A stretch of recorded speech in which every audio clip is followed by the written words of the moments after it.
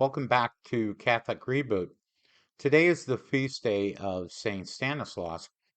Um, the calendar shows May 7th as his feast day, but typically Saint's feast day is the date of their death, especially for the martyrs.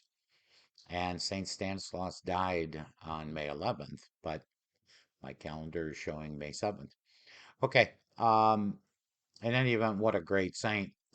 St. Stanislaus was the Bishop of Krakow. He was also a martyr. He lived from 1030 to 1079. So he was 49 years old when he died.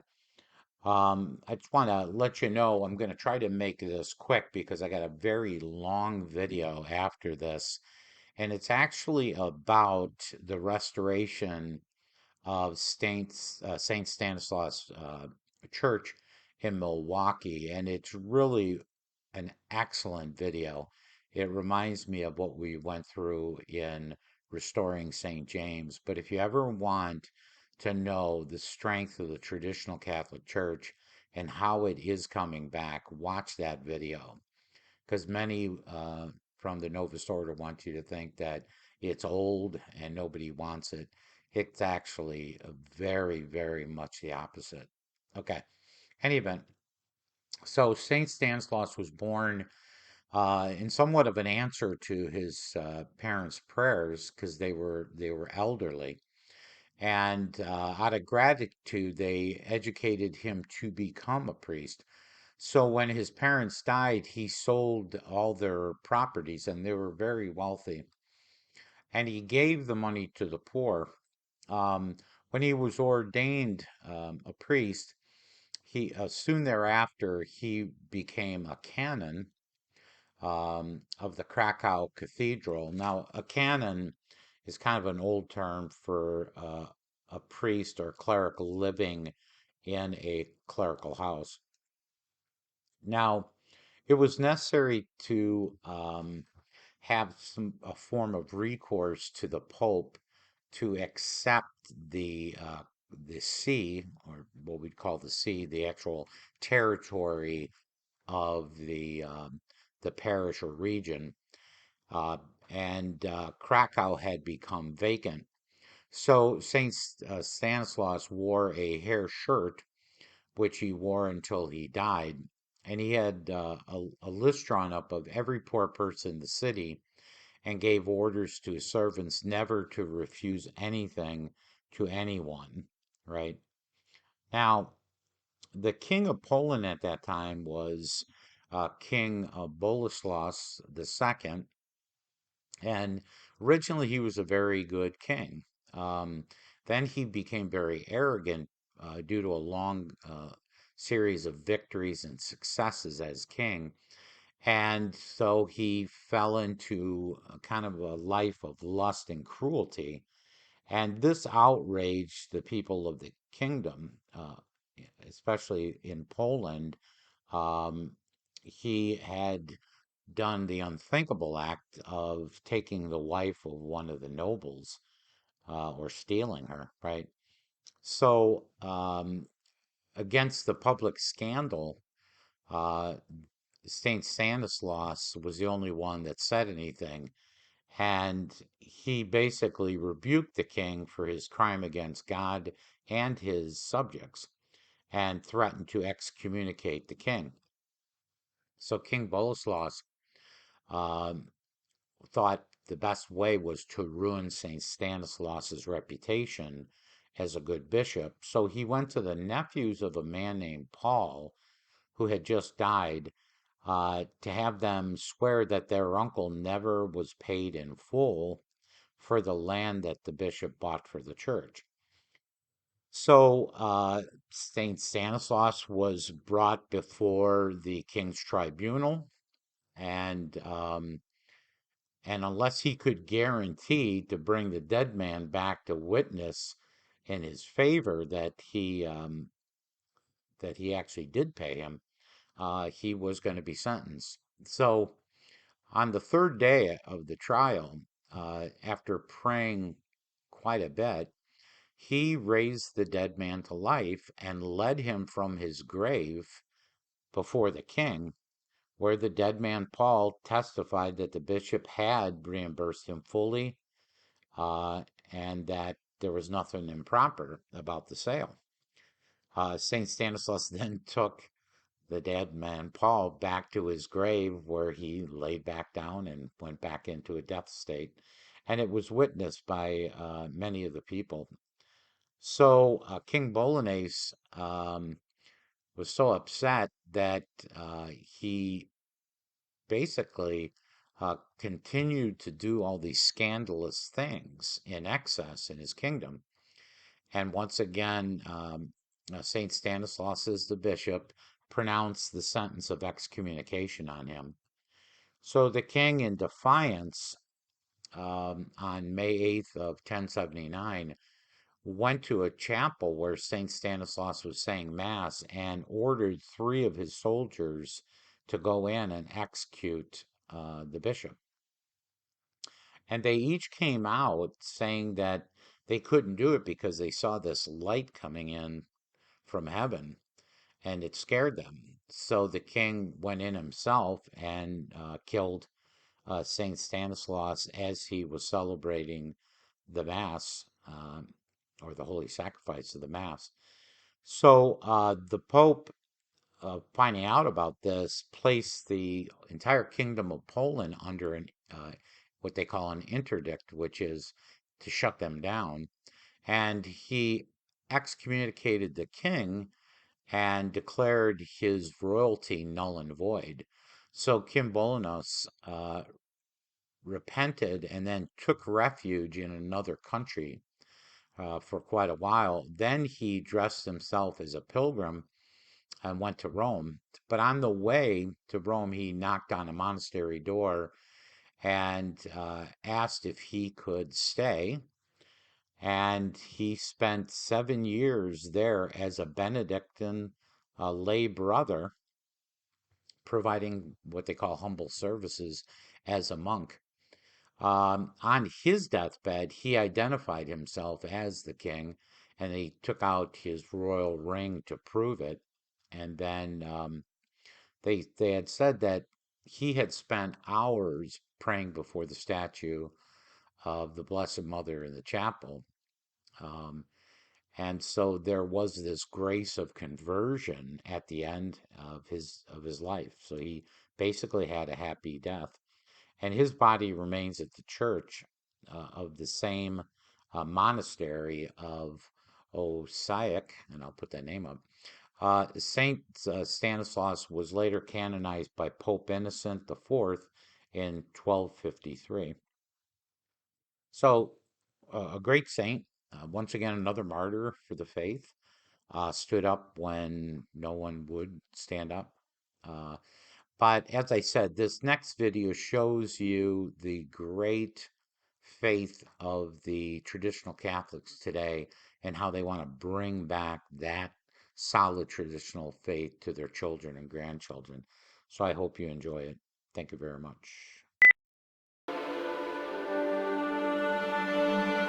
In St. Stanislaus, we have a long tradition. If you are a priest here, you have the feeling that you receive an inheritance. I feel small.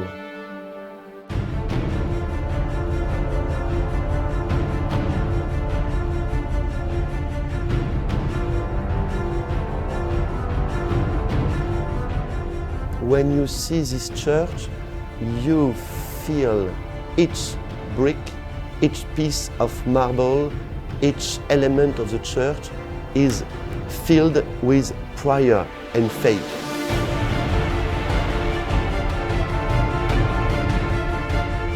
I'm a convert, and so for me, being Catholic is out of choice. You know, I went and I searched for it as opposed to being born into it. St. Stanislaus is my second assignment, and it's become very personal. I had been coming in and out of that church since I was born. We spoke a half a day of Polish and a half a day of English. And the Mass was said in Latin. We started going to the Latin Mass. It was a lot of the older people who had hung on to it for years and years and couldn't let go. Now it's majority is very young families.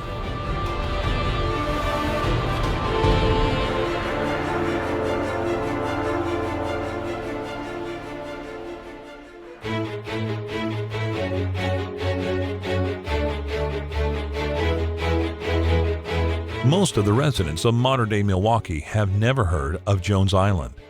It's now a small peninsula next to and under the landmark Hone Bridge, just south of downtown. Surrounded by industrial development, the smallest park in the county is the only reminder of a once thriving fishing community, settled by Polish, German, and Kashub immigrants. But it is here that the story of St. Stanislaus Parish begins.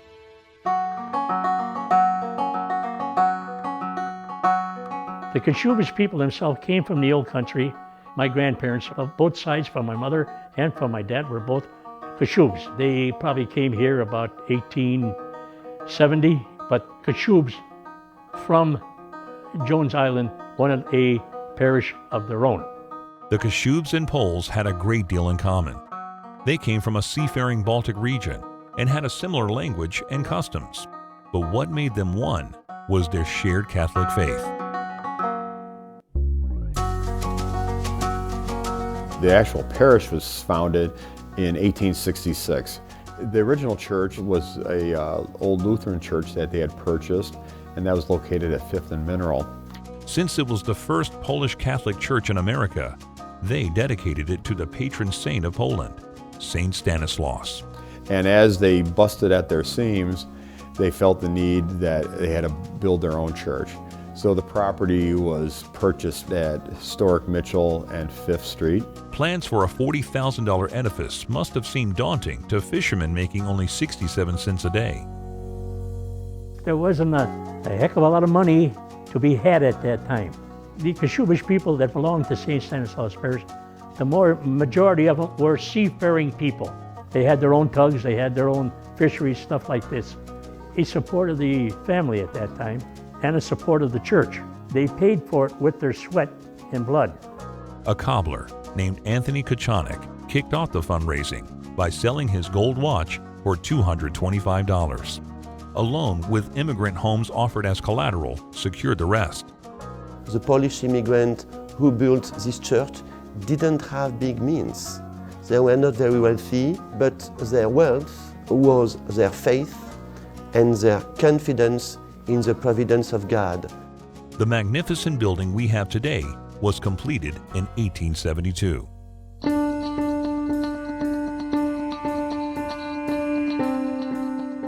The immigrants and the babies kept coming in incredible numbers. In my dad's side, there was 12 or 13 or 14, and I think there was 14 on my mother's side. So when we had something doing, all we had to do was invite the immediate family. And we had a lot of people there. In 1893, there were 500 baptisms, 200 confirmations, and 93 marriages. If you didn't get here at least 15 minutes or 20 minutes ahead of time, you didn't get any place to sit down. Take 5 priests to hear confession on Friday. They had 2 in the back, of course, and they had 3 or 4 across in the communion rail in front.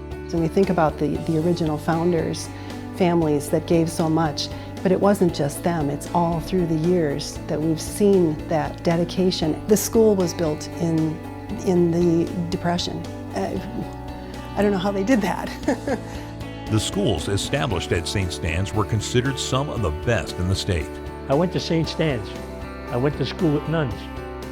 Well, you got a better education than you did in the public school. Yes, we did. Because those people put themselves out. The parish was the center of life for the south side of Milwaukee for a century, with organizations, sports, and other activities meeting every day. And I was married here in 1954. Those were big affairs. We had 300 people, 400 people for church. We had 300 people for breakfast after church. We had 300 people for supper. And then we had 500 for the reception at night. Eventually, other churches grew off of St. Stanislaus just because The area was so heavily populated by Poles. This was the founding parish of 20 other parishes in the Milwaukee Diocese. I really feel that a lot of the people who built this parish deserve the title of sainthood because of what they've given to us.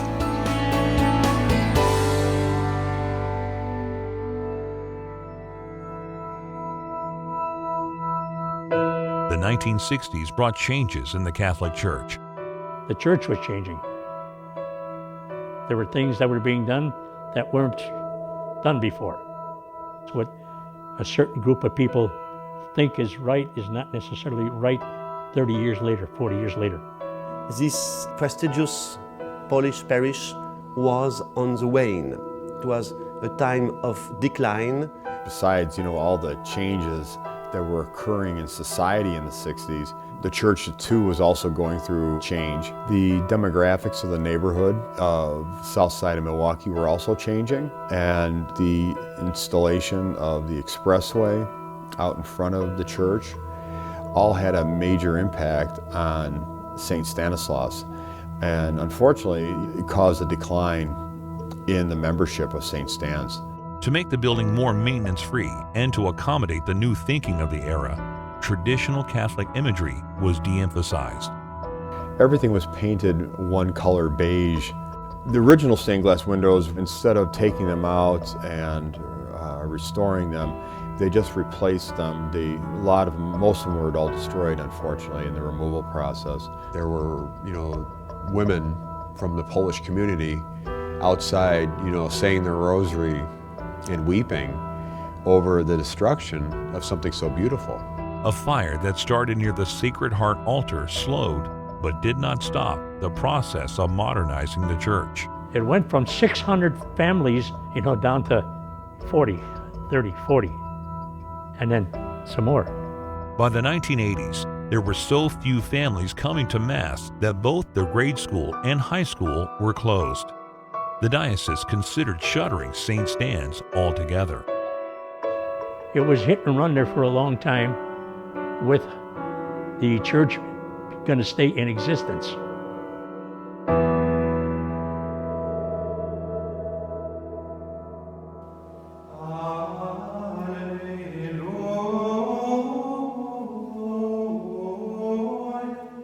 In 2007, Pope Benedict XVI declared that the traditional Latin Mass had never been abolished. It was the same year Milwaukee's Latin Mass community was looking for a new home and a new priest. There was a small committee of people that was formed to attempt to find a parish that would work well with the Latin Mass, because many don't. Archbishop Dolan saw the need to establish a Latin Mass, and no better way to do it than to bring the Institute of Christ the King and put him at St. Stanislaus, because St. Stanislaus was in danger of being closed. So the two kind of providentially came together. The Institute of Christ the King is an international priestly order dedicated to saying the Old Mass. I have yet to meet anyone in the Institute who isn't just on fire for their faith and full of joy, just such joy. We've been just so blessed to have them here. The first priest that was here at St. Stanislaus was Canon Manet. He was a beautiful fit. He was so enthusiastic. So he was a great foundation for the parish. And every week we see new people. Every week there are new young families. It's a rebirth. It's a rebirth of an old tradition. They try to keep it as close as possible to the old ways and the old things that were done. St. Stanislaus now had some financial help to deal with long overdue repairs. When Canon Manet arrived, there was so much that needed to be done.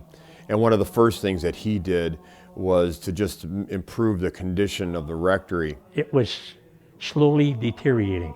And if it wouldn't have been for their financial backing, the church might still be here, but I don't think it would be a practicing parish. The restoration kicked into high gear when the Institute assigned Canon Benoit Jair and Abbé George Baird to the church. Canon Jair and Abbé George are kind of a 1-2 punch. I think Canon Jair is a man of great vision. He could see the aesthetics of it, he could see the beauty of the rest of the building and bring that here. And Abbe George is the one who could take the sledgehammer and knock down the walls and make sure it got done properly. And they just work so beautifully together. It's inspiring, and they get along so well. You can tell they're brothers in the faith. They love each other. It's a really great relationship. Before restoring the aesthetic elements of the church, structural issues had to be handled.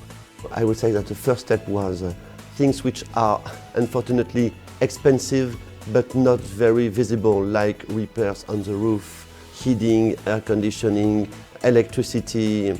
The need to rebuild the front steps of the church, the tuck pointing around the mosaic of Our Lady of Czestochowa. Also, the significant water damage had occurred into the interior of the rectory.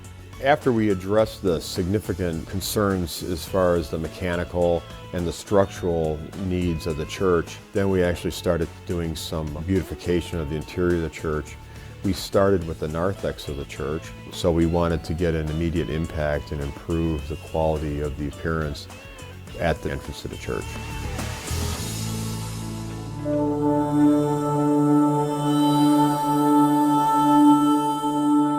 Now it's totally different because we are working on things which are much more motivating, and the transformation is much more visible.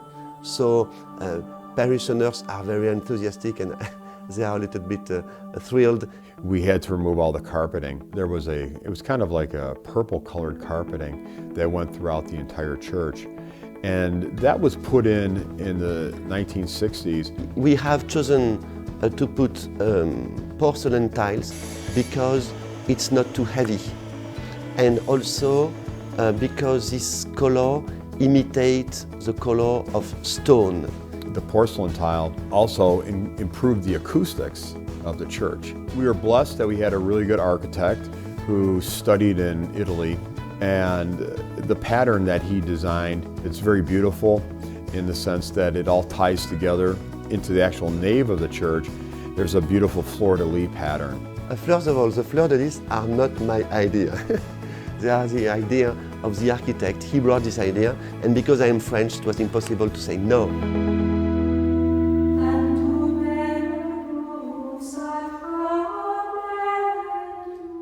The original baptismal font, in the 60s, they decided to move it into one of the back sacristies, but it wasn't liturgically correct because liturgically, and where baptisms occur are usually outside of the main church or in the rear of the church.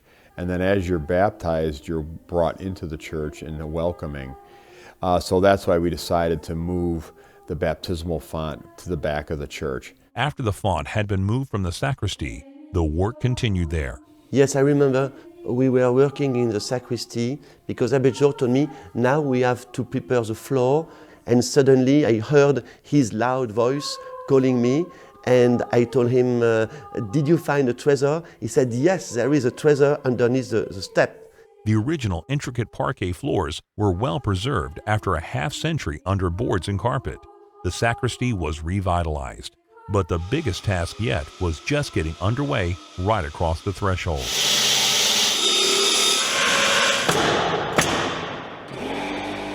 The high altar, during the 60s, what they decided to do was to fill the sanctuary with concrete. And the only way to restore the high altar was to bring the level of the sanctuary back to the original level. And that meant removing 14 inches of concrete throughout the entire sanctuary. Large machines were brought in to cut the concrete into slabs, and then it was manually hauled out. We have removed 25 tons of concrete in the sanctuary of the church. And we put in a new porcelain tile floor throughout the sanctuary. Then the high altar was restored to back how it was, including the two side altars. The high altar is spectacular. It is so stunningly beautiful, and I love to bring people in and just let them drink it in. With the change of the liturgy in the 60s, there was a beautiful communion rail. Unfortunately, most of that was removed. Our first idea was to restore a communion rail exactly as it was 50 years ago.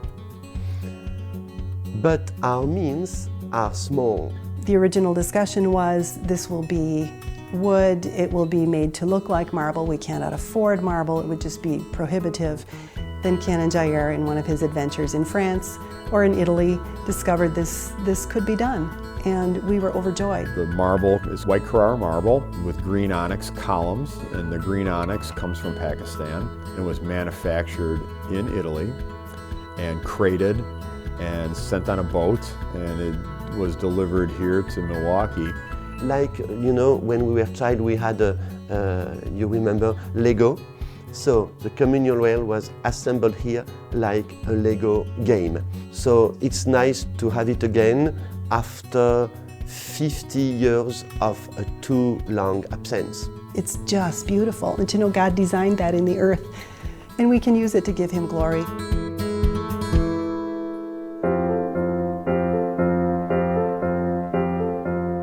The original colors of the sanctuary, you know, the figures, the statuary had facial colors, you know, all their clothing had different colors. So the sanctuary was much more beautiful. In the 60s, everything was painted, it was like a one color. First, the scaffolding was erected, and that allowed us to get closer up to the ceiling. Sunday of the First Communions, we had this huge, ugly scaffolding. We knew that we would have to scratch 15 layers of paint. We created a sample, and that allowed us to fine-tune the design, and then we recreated the stenciling, the polychroming on all the moldings and the lunettes and the rood beam and gilding and so forth that really embellishes the architecture. The painting that has been done throughout the sanctuary, throughout the nave as well, really does bring the church back to the original beauty.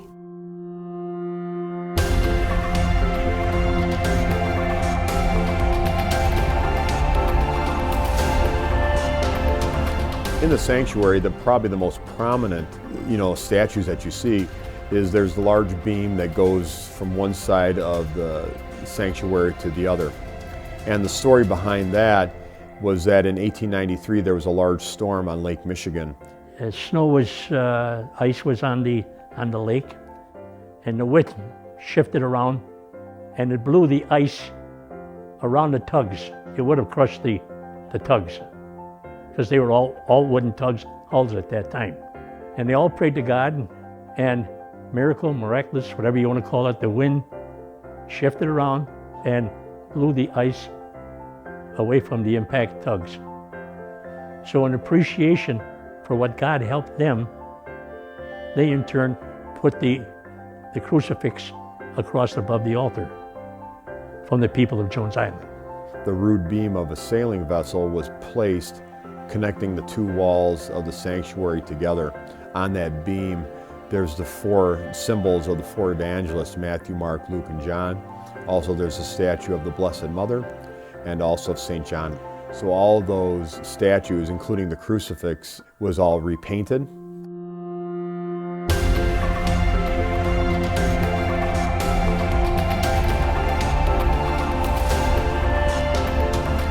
It really turned out really nice.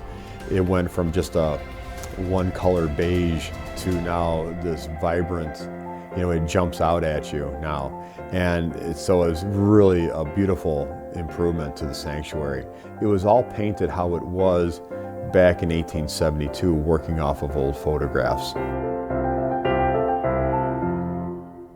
I remember when we started to work on the restoration of this church, our architect was here and he told me, we have to find stained glass windows fitting with the style of the church. And I said to myself, this man is crazy. Maybe he doesn't know what is money. Everyone said that the former stained glass windows were totally destroyed and smashed. But we received this phone call, a man who didn't know that we were in the process of restoration of the church called us, and he said, I have your stained glass windows in my basement. I remember I took the phone, I didn't believe my ears. So we went over to his house, and indeed he had quite a bit of the stained glass, maybe 5% of all the stained glass. I said to myself, the architect was right. He was more confident than me in divine providence. We have to do it. Although only a small portion of the glass was usable, it gave the craftsmen exactly what they needed. Discovery of the stained glass was instrumental in allowing us to first understand what the design was there, some of the themes, and then also the colors of the glass. We started with the sanctuary. We chose the two stained glass windows with the Immaculate Conception and of course St Stanislaus because of the church. In the Middle Ages, people started to put stained glass windows in churches so that they could see and be inspired by what they were looking at. It would tell them a story of a saint or of a blessed person or the Blessed Mother and help elevate their minds to that story and that person. And that's what we're trying to restore. The original stained glass windows were traditional stained glass. And during the 60s, they were replaced with a very modern type of window, inch-thick stained glass held together with a larger cement mortar mix. It's a design flaw that about each panel, 50% of the light is lost because this heavy cement to hold that glass in place. So therefore it makes the church very dark.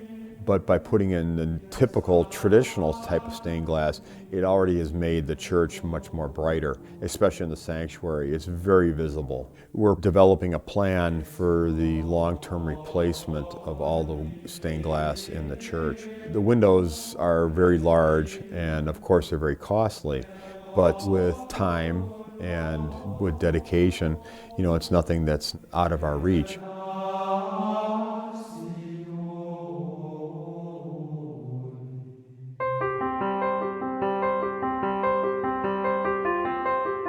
The parish is constantly active. We have boys groups, we have girls groups, we have teen groups, we have several different adult groups. And it's just a real sense of family and future. This is our time in history where we can make our mark in a way that hopefully mimics the humility and generosity and faith of the forebears that have been here. Well, maybe God was looking out for St. Stan's. He said, he came the hard way and there's no reason why it should vanish. I think our ancestors are happy looking down and saying, we're the ones that showed them the right way. They have a great group of people, I think is going to ensure the parish for a long time to come. This work of restoration now is not our work, is not our success. We are only a small and humble link in a long chain. And I think that the parishioners here, they understand that very well. We didn't choose St. Stanislaus. I would say that St. Stanislaus chose us. St. Stanislaus is the oldest Polish parish in North America. Granted, there's been some difficulties through the changing of demographics, the building of an expressway, changes in liturgy in the church and society, and it just keeps thundering right on ahead. And if we've gone 150 years, I'm sure there's 150 more ahead of us.